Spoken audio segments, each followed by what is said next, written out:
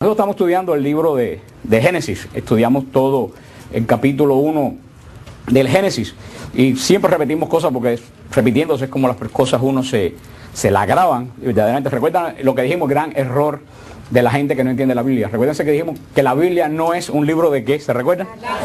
De datos, se lo aprendieron bien. La Biblia no es un libro de datos. Lo repito por tercera vez. La Biblia no es un libro de datos. ¿Qué cosa es un libro de datos? Un libro de datos es un lugar donde tú vas a buscar información. Tú no vas a la Biblia a buscar información. Si tú vas a la Biblia a buscar información, tú ni vas a entender la Biblia, ni vas a recibir el mensaje de Dios. Vuelvo a repetir por cuarta vez. La Biblia no es un libro de datos. ¿Qué cosa es la Biblia? La Biblia es la visión espiritual de nuestra vida y de la historia desde el punto de vista de Dios. Punto. No es un mito, no es una fábula, no es un cuento. Es una visión de nuestra realidad no vista desde nuestros zapatos, sino vista desde ¿dónde? Desde el cielo, desde el trono de Dios, donde Juan ve en el medio del cielo el trono de Dios, donde se dirige toda la mirada de la adoración de la creación. Luego entonces solamente podemos ir a la Biblia no buscando dónde están los dinosaurios, con quién se casó Caín, todas esas preguntas que uno le hace cuando no camina en el espíritu, porque esos son ¿qué cosa? Datos. Y la Biblia no es un libro de datos. A la Biblia no le importa decirle dónde están los dinosaurios, no le importa decirle con quién se casó Caín. La Biblia quiere que yo tenga una visión desde el punto de vista de Dios del orden de la creación. Por eso estudiamos el primer capítulo de Génesis. Estuvimos mirando, y creo que allá atrás están los CD, y es bueno que las personas conozcan este estudio, si es un estudio bien profundo del primer capítulo de Génesis. Cómo la Trinidad desde el comienzo se involucra en la creación. El Padre, de donde sale la fuente de la creación. El Hijo, a través del cual se hace todo, y el Espíritu Santo que le da vida a todo aquello que se hace. Es una acción trinitaria. Vemos que el primer día, ¿cuál fue la primera acción que hizo Dios? Separar la luz de las tinieblas. Y esa luz no es el sol, porque el sol se creó, ¿se acuerdan qué día se creó el sol? El cuarto día. Separar la luz de las tinieblas. Separó el mal del bien. Y explicamos cómo la creación espiritual tuvo que decidir y decidió. Explicamos toda esa cosa que vamos a verlo explicar cuando entremos ahora la semana que viene en el estudio del capítulo 2 y 3.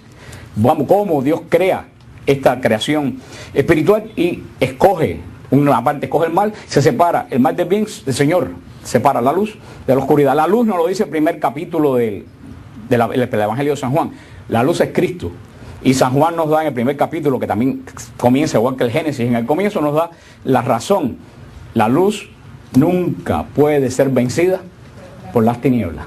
Ese tiene que ser el principio de toda nuestra vida. Así comienza este estudio de la creación, no visto desde el punto de vista científico y que no se opone a la ciencia, sino que es la visión dada ¿de quién? De Dios.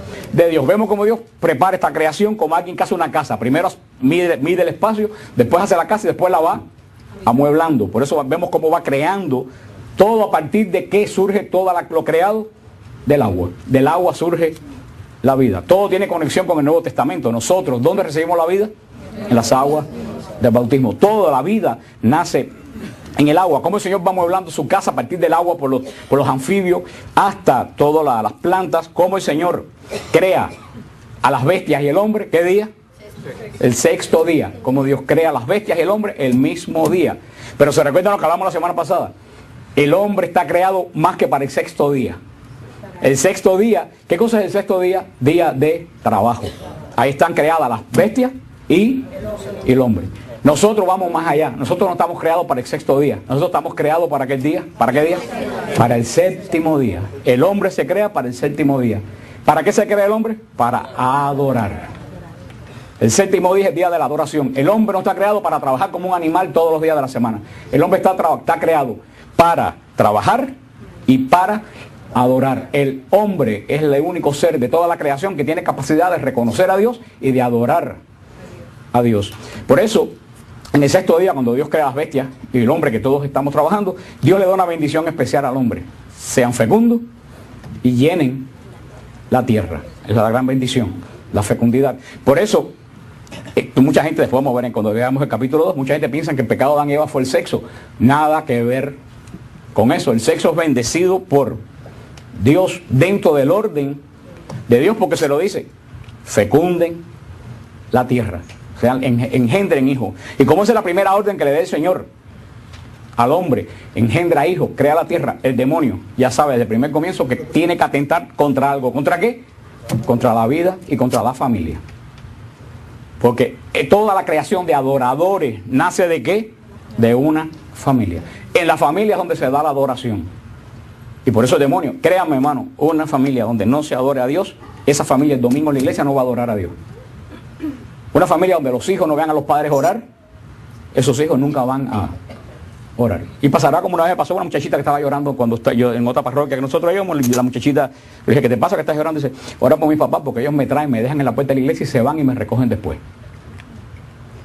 Esos padres hacen más que otros, le querían dar instrucción a los niños, pero no recibían instrucción. ¿Cómo te lo voy a hacer? Lo dijo, no bebas bebidas alcohólicas si tiene el refrigerador lleno de cerveza. Nadie da lo que no tiene. Por eso la adoración comienza en familia. Y como el demonio sabe eso, lo primero que está tocando es que en la iglesia, la familia no se ore. Por eso es que dice ese principio, familia que ora unida, permanece unida. ¿De qué vale dar a tu hijo carreras? Darle un carro del año, darle mucho dinero para que tu hijo se pierda en la droga y se pierda en 400 cosas. Como le dije que en un libro que yo leí que decía, este señor, trabajé toda mi vida para mi hijo, me di cuenta que al final ya no tenía hijo. Porque lo había perdido. Aunque crean que no, todo esto está relacionado con el Génesis. Porque el Señor da esa orden en el séptimo día. Crezcan, multipliquen y llenen la tierra. Y el séptimo día, ¿qué es lo que dice que hizo el Señor? Descansa, bendice y santifica.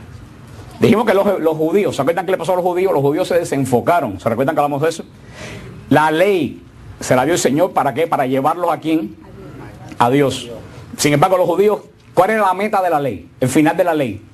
Dios. Sin embargo, los judíos, en vez de enfocarse en Dios, ¿en quién se enfocaron? En la ley.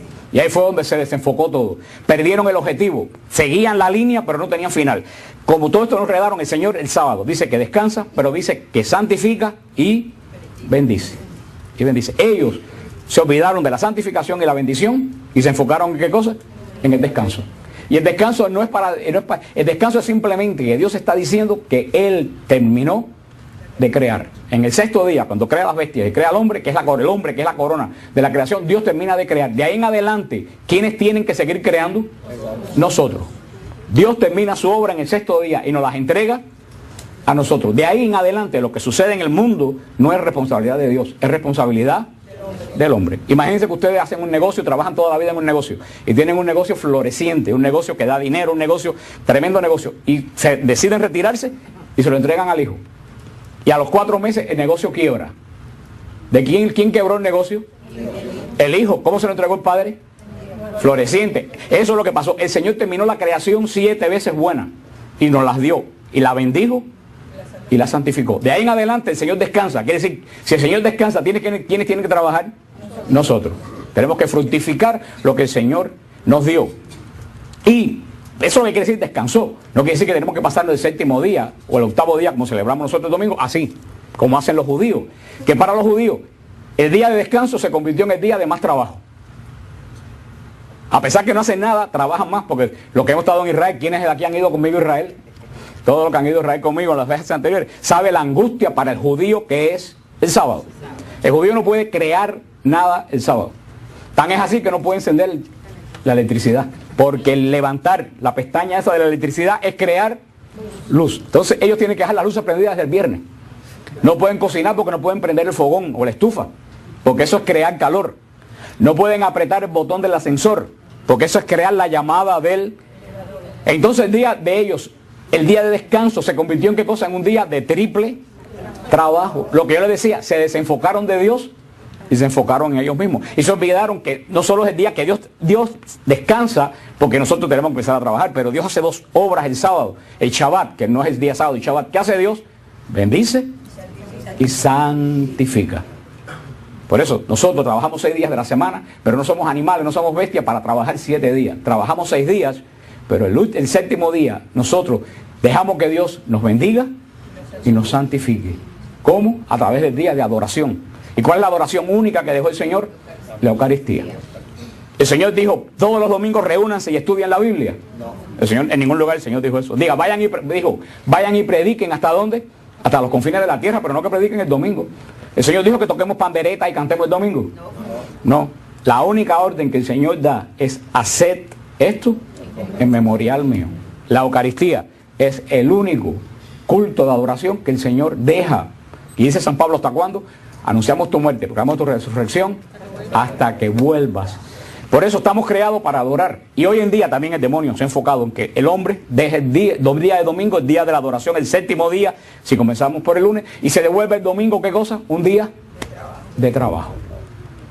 No un día en que recordamos el pacto que Dios tiene con nosotros, sino un día como otro cualquiera, donde hacemos trabajo de la casa, donde vamos a mueble, donde compramos, y estamos profanando, estamos olvidando que Dios santifica y bendice. Curiosamente, cuando comienza el Shabbat en Israel, lo que hemos estado en Israel, ¿saben? Lo primero, cuando comienza el Shabbat, ¿qué es lo que hacen los judíos? Prenden vela. Tú ves, todo el mundo prende vela cuando comienza el Shabbat. Porque todo judío comienza el sábado haciendo lo que Dios hizo el primer día de la creación, separando la luz de las tinieblas. Y no es un gesto simbólico, ellos se recuerdan que ellos en su vida tienen que separar la luz de las tinieblas. Así como nosotros en misa, antes de comenzar la misa, ¿qué se hace? Se prenden las velas. Y fíjate, las velas del altar parece que no son importantes, pero que se le olvida al sacristán encender las luces. Se forma una tragedia en la iglesia, todo el mundo empieza a hacer señas. Porque saben que si la misa empezó y las velas no están encendidas, algo no anda. Y es que eso lo tenemos en los genes de los judíos, que toda acción de oración tiene que comenzar separando y recordándonos que tenemos que separar la luz de las tinieblas. ¿Y con qué comienza? ¿Con qué comienza el Shabbat en el pueblo hebreo? Con la oración de bendición. Y con la copa de vino que recuerda la santificación y el pan sin levadura. Hermano, lo que nosotros hacemos el octavo día. Y más todavía un poco más allá, que es lo que vamos a empezar a ver la semana que viene. Ustedes saben cómo se dice matrimonio en hebreo, Kidushin. Kidushin. Y Kidushin viene de Kidush, que quiere decir bendición. Matrimonio quiere decir bendición, porque es el pacto que Dios hace con el primer hombre y la primera mujer. Los bendice y los santifica. Los bendice y los santifica. Por eso también se llama matrimonio. Vamos a ver cómo el pacto de estos primeros padres, Adán y Eva, se hace precisamente este día de Shabbat. Y cómo vamos a ver que en este día de Shabbat ocurre todo, inclusive todas las desgracias que ocurren, que cuenta el capítulo 3, y vemos cómo esta creación, especialmente 7 veces buena, se volvió lo que estamos viendo hoy en día. Y en el capítulo 2 y el 3 está la respuesta de lo que nos hacemos continuamente. ¿Por qué, si Dios es bueno, el mal existe en el mundo? Y vamos a ver que cuando uno dice, ¿por qué Dios me hace esto a mí? Eso mismo lo dijeron Adán y Eva. Y Dios no le estaba haciendo nada. Ellos eran los que se estaban haciendo daño. Por eso, este tiempo de pacto, que es el séptimo día, que es donde termina el capítulo 2, versículo 4. Vamos al versículo 3 cuando dice, bendijo Dios el día séptimo y lo santificó, porque en él cesó Dios de toda obra creadora que Dios había hecho. Esos fueron los orígenes del cielo, la tierra y cuanto fue creado. Luego, si les interesa, el CD detrás está de Génesis. Es muy importante conocer el Génesis. Para conocer hasta la crucifixión, para conocer la obra de Cristo, para conocer tu vida, tienes que entender el Génesis. Porque todos ustedes, en la vida de ustedes, tienen un Génesis.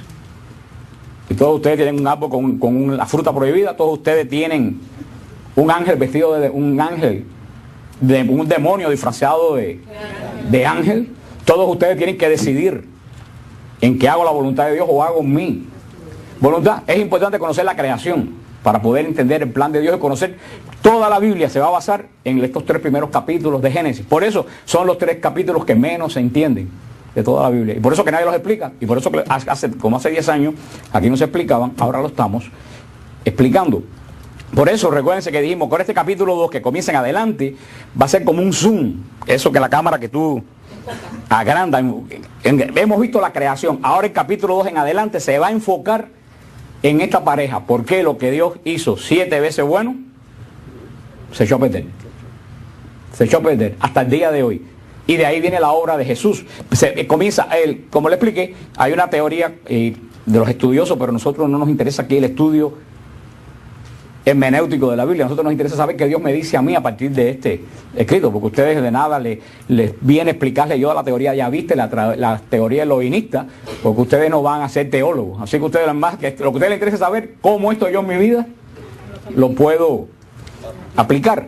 Ahora, hay gente que dice que son 2 relatos diferentes. Yo les dije que no son 2 relatos diferentes, que son el relato de la creación del cosmos ordenado que termina en el hombre para la adoración, y ahora el capítulo 2 se va a enfocar en la historia del primer pecado. O sea, vemos que Génesis quiere decir Origen. Primero vemos el origen de la creación, el origen del cosmos. Ahora en el capítulo 2 y 3 vamos a ver qué cosa, el origen del pecado. Es otro Bereshit, pero en vez del Bereshit de la creación, de la santificación, es el Bereshit de la creación del mal. Por cuando el mal por primera vez entra en el mundo. Y después, cuando entremos en la parte de Abraham, vamos a ver el comienzo, el Bereshit de la fe. Cómo Dios comienza a restaurar lo que nosotros destruimos. Pero para poder entender toda la escritura tenemos que tener claro, y por eso es la recapitulación hoy, tenemos que tener bien claro, toda la creación se enfoca en quién. A ver, ¿en quién se enfoca toda la creación? ¿Quién es el centro y el culmen de la creación? Cristo. Cristo. Ese es el origen y el culmen de la creación, es Cristo. Porque dice que todo se hace a través, dice San Pablo, a través de Él todo se hizo. Y lo dice Génesis. El hombre es el culmen del proceso creativo, pero toda la escritura, el centro focal de toda la escritura es Cristo. Porque ¿a través de qué se hace toda la creación? A través de Cristo. Dijo Dios. Dios no crea con las manos como en la tradición babilonia. Dios crea con la palabra. Y nosotros la palabra, dijimos que en nosotros los hombres la palabra es sonido, pero en Dios la palabra es el verbo. ¿Cómo no podemos entender eso? Como en nosotros, la palabra es sonido, pero en Dios, que no tiene nada que ver con nosotros, su palabra, en vez de ser sonido, se transforma en ¿qué? En el verbo, una persona creadora, que es Cristo. Que dice, y nos decimos en el credo, ¿qué decimos en el credo? Creo en el Señor Jesucristo, Hijo único. ¿Qué dice después? Nacido del Padre antes de todos los siglos. Dios nace del Padre, no es creado. Cristo no es creado, Cristo nace, engendrado, nace, no sabemos de qué forma, en un momento nace del Padre, no es creación, es de la misma naturaleza que el Padre. Eso es un misterio de fe, como Cristo es engendrado, nace en un momento, y a través de Cristo, del Hijo de Dios, todas las cosas son creadas y son hechas. Toda la creación enfoca a Cristo, tal es así que el hombre es creado a su imagen y semejanza. Y es muy interesante, como yo le decía a ustedes, que en el primer relato de la creación, en la creación cósmica, ¿se recuerdan cómo se le llama a Dios? Elohim, el Altísimo, se le llama a Dios. Pero cuando empieza el relato del hombre, ya no se le llama Elohim, se le llama Yahvé Elohim. Yahvé Elohim, yo soy el que soy. Porque nosotros somos creados a su imagen y semejanza. Dice en Génesis, vamos a entenderlo en el capítulo 2 cuando comencemos el capítulo 2, pero para poder entender la escritura tenemos que saber que tanto Génesis como todos los libros de la Biblia, tanto del Nuevo como el Antiguo Testamento, enfocan y apuntan ¿a quién? A Cristo, a través del cual todo fue hecho, que San Pablo llama primogénito de la creación. Y tenemos que tener cuidado porque nosotros entendemos mal las palabras y pensamos que primogénito quiere decir primero. Primogénito, cuando estudiamos los hijos supuestos, entre comillas, que dicen los protestantes, hijo de María, se recuerda, dijimos que primogénito no quiere decir primero. Primogénito quiere decir consagrado a Dios, que pertenece totalmente a Dios. Porque, ¿qué cosa es primogénito? El primer hijo varón que nacía en Israel. El primer hijo varón que nacía en Israel se consagraba a Dios. La mujer cuando pare un hijo varón por primera vez, sabe si va a tener más hijos. Pero ese hijo primogénito, aunque no tenga más hijos, ese primer hijo varón que nació es primogénito, el primer varón concebido. Por eso cuando dice que Cristo es el primogénito de la creación, no quiere decir que es el primer creado, sino que es el consagrado de Dios, el primer hijo de Dios consagrado de toda la creación. Nosotros vamos a ser después primogénitos, pero vamos a ser primogénitos a través de ¿qué? A través del bautismo. A través del bautismo. Pues por eso Cristo es el primero de los primogénitos de la creación y a través de él todo fue hecho. Por eso todos los libros de la Biblia, vamos a ver el Éxodo, Levítico, todos los libros de la Biblia se enfocan en la segunda persona de la Trinidad. Y si ustedes han visto ese cuadro tan hermoso de la Trinidad, que son 3 ángeles sentados en una mesa, ¿ustedes no lo han visto? Que es un ícono que un día lo consideramos grande para explicarlo, porque los íconos hablan, nos dicen. Si ustedes, esos 3 ángeles que están sentados alrededor de la mesa representan a la Trinidad, Padre, Hijo y Espíritu Santo. Sin embargo, el pintor, que conoce muy bien la teología, la mesa donde están sentados los 3 simboliza la creación. Y vemos que tienen puesta la mano sobre la mesa el Hijo y el Espíritu Santo. El tercer ángel no toca la mesa. ¿Qué es lo que quiere decir? El Padre no se mezcla con la creación. El Padre trabaja con la creación a través del Hijo y a través del Espíritu Santo. A través del Hijo, redimiendo y dando la creación. Y a través del Espíritu Santo, santificando la creación tal como el primer día. Pero el Padre es el que se mantiene lejos de la creación, porque a Él es el que va toda la adoración y toda la gloria de toda la creación. A pesar que el Padre, el Hijo y el Espíritu Santo son tres divinas personas que forman un solo Dios. Y para que no haya confusión, le decía, y se les repetía la semana pasada, hay testigos de Jehová, eso dice, bueno, Cristo dice que el Padre es superior a mí. Entonces Cristo no es Dios, porque el Padre es superior a Cristo. Eso lo dicen los testigos de Jehová y lo dice Cristo, el Padre está superior a mí. Yo le ponía el ejemplo, se lo repetí la semana pasada. En mi casa, cuando yo era muchacho, mi papá era superior a mí. Mi papá mandaba, ¿qué hacía yo? Y más vale que obedeciera. Pero que mi papá fuera superior a mí, ¿lo hacía él más humano que yo? Era humano exactamente igual que yo. Porque era superior a mí, porque tenía el poder de mandar sobre mí. Cristo y el Padre son de la misma naturaleza divina, solamente que uno es el centro del orden y superior al otro en cuanto a orden, pero los dos siguen siendo de naturaleza divina, tal como mi papá y yo éramos de naturaleza humana, pero un problema de orden, él era superior a mí. ¿Usted entiende cuando dice Cristo, el Padre es superior a mí? Porque no puede mandar el Padre, el Hijo y el Espíritu Santo, entonces fuera un caos, donde mandan tres personas diferentes. Por eso toda la Trinidad se enfoca, emana las órdenes a través del Padre, se ejecutan a través del Hijo y el Espíritu Santo, pero forman un solo Dios verdadero. Lo que es de uno es de los tres. Es un misterio que no podemos entender, que solamente podemos adorar. Pero este misterio se revela a través de la creación.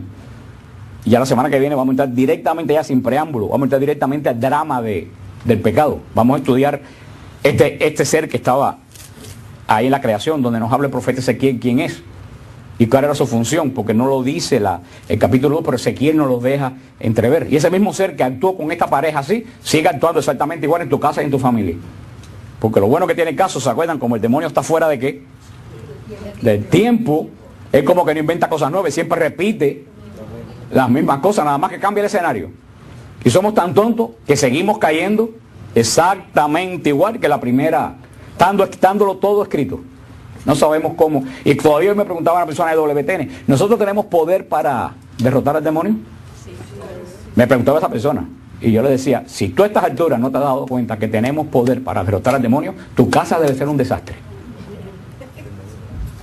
Y ese es el problema de muchos católicos. Muchos católicos no saben que tenemos poder. Los católicos más poder que nadie para derrotar al demonio. Porque tenemos dos de las armas más poderosas para derrotar al demonio. El nombre de Jesús y la Virgen María. El demonio detesta profundamente a la Virgen María. Su soberbia no le permite reconocer que una muchacha de 14 años le dijo, a ti no te sirvo ni tengo nada que ver contigo. Pero nosotros tenemos ese poder y la Biblia, este capítulo de Génesis, nos va a revelar toda esta estructura del primer tiempo, de la primera creación, porque recuérdense, ya ha terminado el tiempo que me queda, recuérdense lo que le decíamos, ¿de qué sirve la creación si no hay gente que se den cuenta de que la creación existe? Si tú haces una casa en un lugar donde nadie va, ni nadie nunca la visita, ni nadie nunca la ha visto, ¿de qué te vale tener la casa ahí? De nada. La creación sin el hombre no hubiera existido. Porque nosotros somos los únicos que podemos percibir que la creación existe.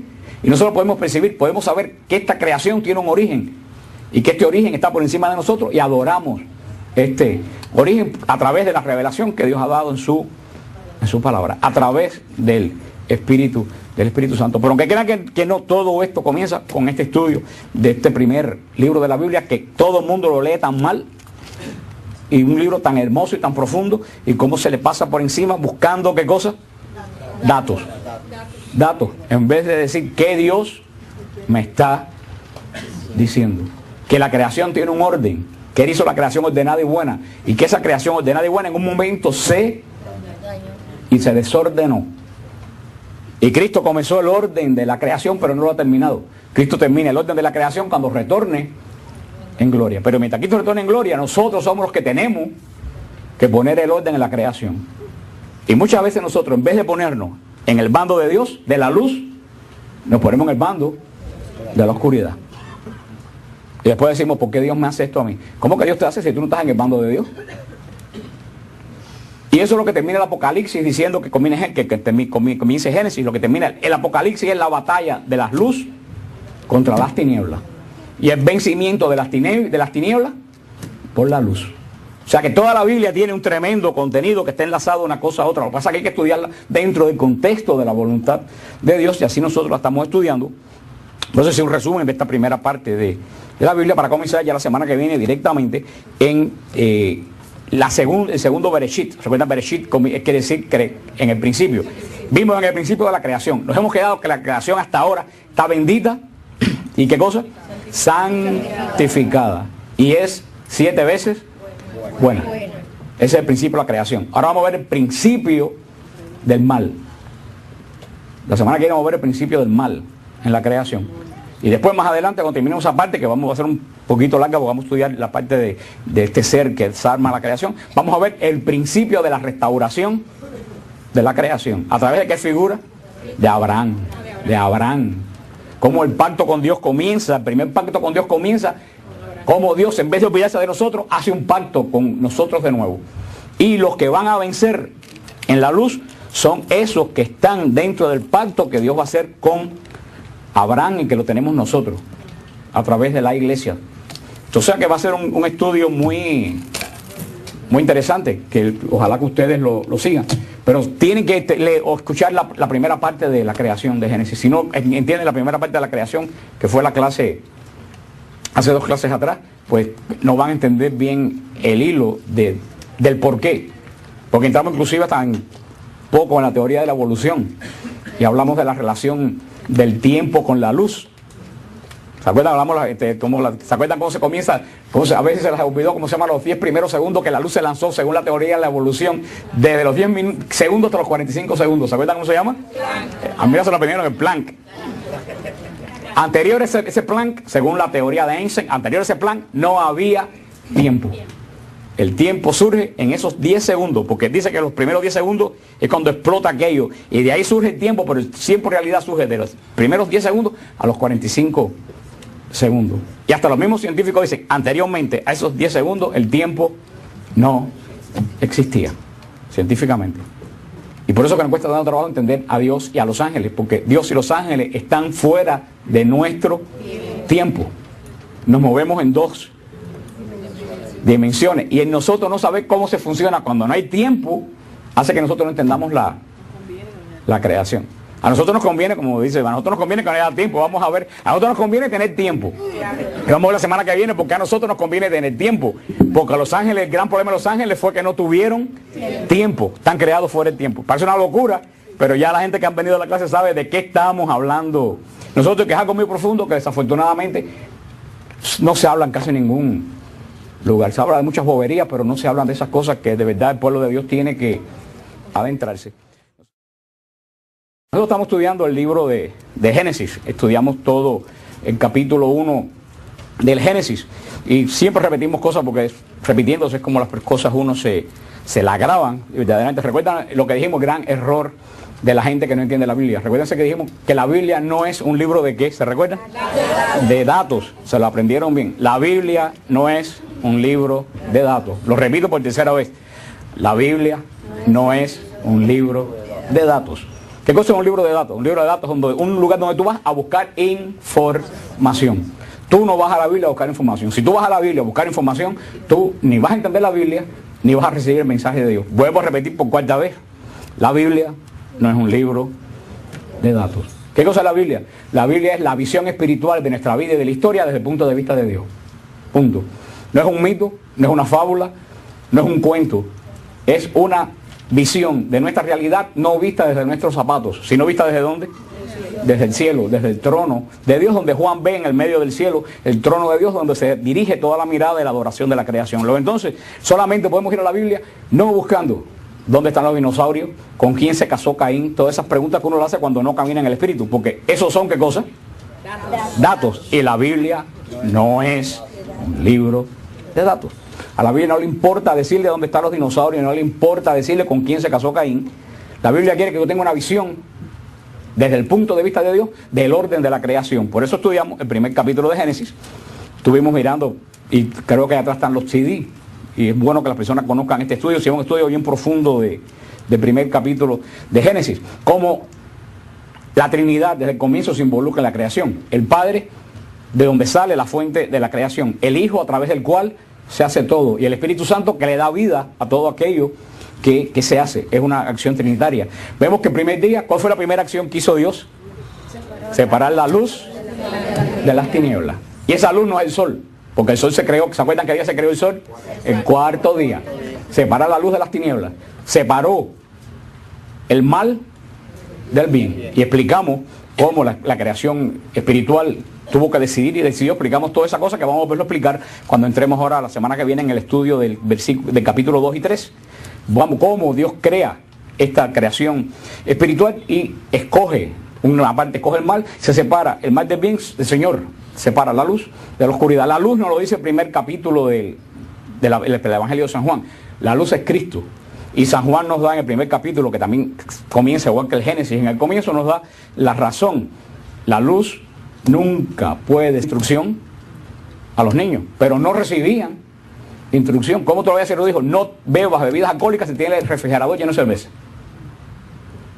Nadie da lo que no tiene. Por eso la adoración comienza en familia. Y como el demonio sabe eso, lo primero que está tocando es que en la familia no se ore. Por eso es que dice ese principio, familia que ora unida, permanece unida. ¿De qué vale dar a tu hijo carreras?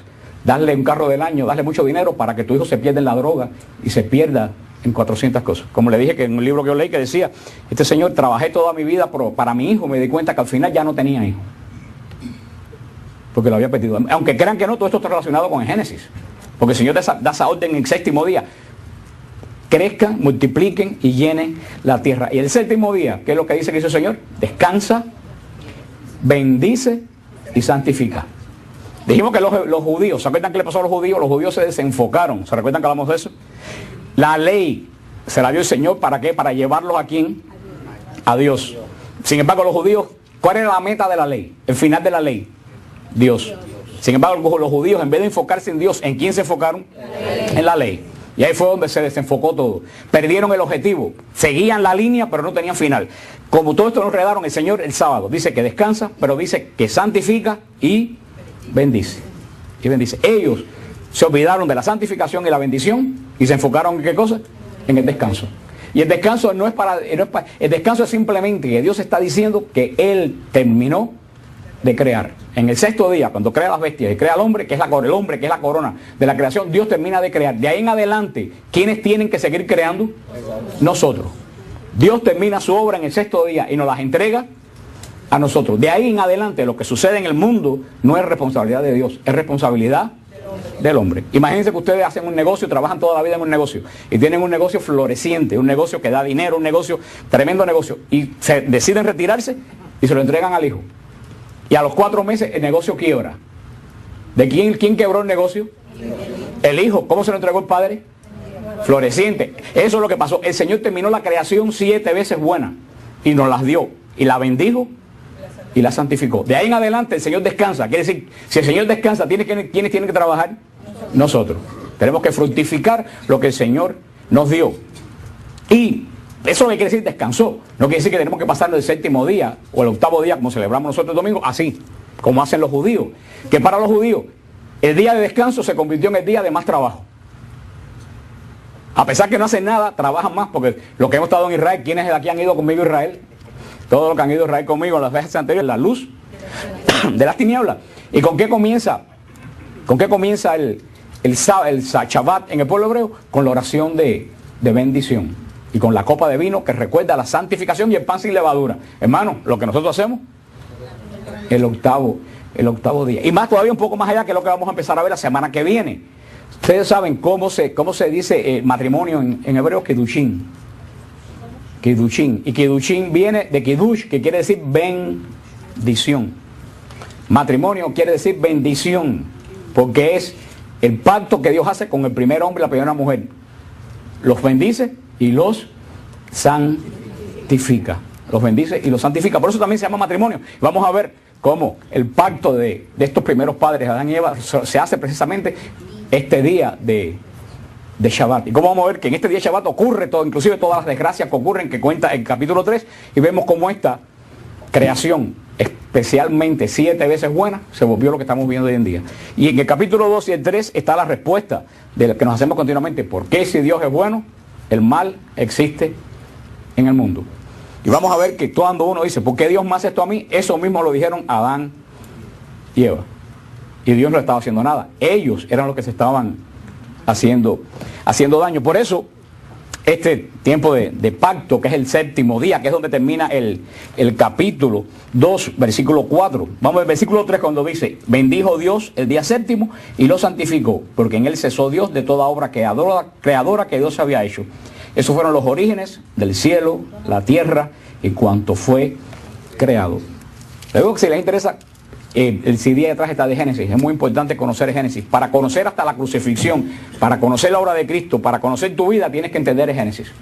Porque todos ustedes, en la vida de ustedes, tienen un Génesis.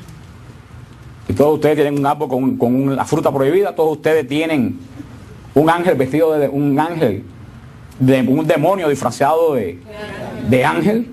Todos ustedes tienen que decidir en qué hago la voluntad de Dios o hago mi voluntad. Es importante conocer la creación para poder entender el plan de Dios y conocer toda la Biblia. Se va a basar en estos 3 primeros capítulos de Génesis. Por eso son los 3 capítulos que menos se entienden de toda la Biblia. Y por eso que nadie los explica. Y por eso que como hace 10 años aquí no se explicaban, ahora lo estamos explicando. Por eso recuérdense que dijimos, con este capítulo 2 que comienza en adelante, va a ser como un zoom. Eso que la cámara que tú agranda. Hemos visto la creación. Ahora el capítulo 2 en adelante se va a enfocar en esta pareja. Porque lo que Dios hizo 7 veces bueno, se echó a perder. Sabe la angustia para el judío que es el sábado. El judío no puede crear nada el sábado. Tan es así que no puede encender la electricidad. Porque el levantar la pestaña esa de la electricidad es crear luz. Entonces ellos tienen que dejar las luces prendidas desde el viernes. No pueden cocinar porque no pueden prender el fogón o la estufa, porque eso es crear calor. No pueden apretar el botón del ascensor, porque eso es crear la llamada del... Entonces el día de ellos, el día de descanso, se convirtió en qué cosa? En un día de triple trabajo. Lo que yo les decía, se desenfocaron de Dios y se enfocaron en ellos mismos. Y se olvidaron que no solo es el día que Dios descansa, porque nosotros tenemos que empezar a trabajar, pero Dios hace 2 obras el sábado. El Shabbat, que no es el día sábado, el Shabbat. ¿Qué hace Dios? Bendice y santifica. Por eso nosotros trabajamos 6 días de la semana, pero no somos animales, no somos bestias para trabajar 7 días. Trabajamos 6 días, pero el séptimo día nosotros dejamos que Dios nos bendiga y nos santifique. ¿Cómo? A través del día de adoración. ¿Y cuál es la adoración única que dejó el Señor? La Eucaristía. El Señor dijo, todos los domingos reúnanse y estudien la Biblia. El Señor, en ningún lugar el Señor dijo eso. Vayan y prediquen ¿hasta dónde? Hasta los confines de la tierra, pero no que prediquen el domingo. El Señor dijo que toquemos pandereta y cantemos el domingo. No. La única orden que el Señor da es haced esto en memorial mío. La Eucaristía es el único culto de adoración que el Señor deja. Y dice San Pablo, ¿hasta cuándo? Anunciamos tu muerte, proclamamos tu resurrección hasta que vuelvas. Por eso estamos creados para adorar. Y hoy en día también el demonio se ha enfocado en que el hombre deje el día de domingo, el día de la adoración, el séptimo día, si comenzamos por el lunes, y se devuelve el domingo, ¿qué cosa? Un día de trabajo. No un día en que recordamos el pacto que Dios tiene con nosotros, sino un día como otro cualquiera, donde hacemos trabajo de la casa, donde vamos a mueble, donde compramos, y estamos profanando, estamos olvidando que Dios santifica y bendice. Curiosamente, cuando comienza el Shabbat en Israel, lo que hemos estado en Israel, ¿saben? Lo primero, cuando comienza el Shabbat, ¿qué es lo que hacen los judíos? Prenden vela. Tú ves, todo el mundo prende vela cuando comienza el Shabbat. Porque todo judío comienza el sábado haciendo lo que Dios hizo el primer día de la creación, separando la luz de las tinieblas. Y no es un gesto simbólico. Ellos se recuerdan que ellos en su vida tienen que separar la luz de las tinieblas. Así como nosotros en misa, antes de comenzar la misa que se hace, se prenden las velas. Y fíjate, las velas del altar parece que no son importantes, pero que se le olvida al sacristán encender las luces. Se forma una tragedia en la iglesia, todo el mundo empieza a hacer señas. Porque saben que si a mí se empezó y las velas no están encendidas, algo no anda. Y es que eso lo tenemos en los genes de los judíos, que toda acción de oración tiene que comenzar separando y recordándonos que tenemos que separar, ser vencida por las tinieblas. Ese tiene que ser el principio de toda nuestra vida. Así comienza este estudio de la creación, no visto desde el punto de vista científico y que no se opone a la ciencia, sino que es la visión dada ¿de quién? De Dios. Vemos cómo Dios prepara esta creación como alguien que hace una casa. Primero mide el espacio, después hace la casa y después la va amueblando. Por eso vemos cómo va creando todo a partir de qué surge todo lo creado del agua. Del agua surge la vida. Todo tiene conexión con el Nuevo Testamento. Nosotros, ¿dónde recibimos la vida? En las aguas del bautismo. Toda la vida nace en el agua. Como el Señor va amueblando su casa a partir del agua por los anfibios hasta todas las plantas. Como el Señor crea a las bestias y el hombre. ¿Qué día? El sexto día. Como Dios crea a las bestias y el hombre el mismo día. Pero se recuerdan lo que hablamos la semana pasada. El hombre está creado más que para el sexto día. El sexto día, ¿qué cosa es el sexto día? Día de trabajo. Ahí están creadas las bestias y el hombre. Nosotros vamos más allá. Nosotros no estamos creados para el sexto día. Nosotros estamos creados para aquel día. ¿Para qué día? Para el séptimo día. El hombre se crea para el séptimo día. ¿Para qué se crea el hombre? Para adorar. El séptimo día es el día de la adoración. El hombre no está creado para trabajar como un animal todos los días de la semana. El hombre está creado para trabajar y para adorar. El hombre es el único ser de toda la creación que tiene capacidad de reconocer a Dios y de adorar a Dios. Por eso, en el sexto día, cuando Dios crea las bestias y el hombre que todos estamos trabajando, Dios le da una bendición especial al hombre. Sean fecundos y llenen la tierra. Esa es la gran bendición, la fecundidad. Por eso, mucha gente, después vamos a ver cuando veamos el capítulo 2, mucha gente piensa que el pecado de Adán y Eva fue el sexo.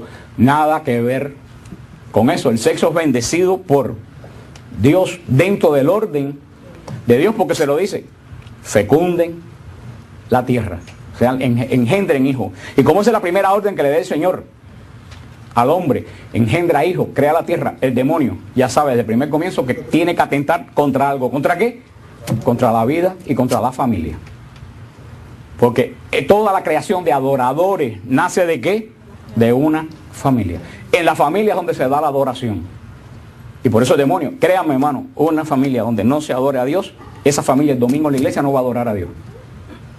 Una familia donde los hijos no vean a los padres orar, esos hijos nunca van a orar. Y pasará como una vez pasó una muchachita que estaba llorando cuando yo en otra parroquia que nosotros íbamos, y la muchachita le dije: ¿qué te pasa que estás llorando? Y dice: ora por mis papás porque ellos me traen, me dejan en la puerta de la iglesia y se van y me recogen después.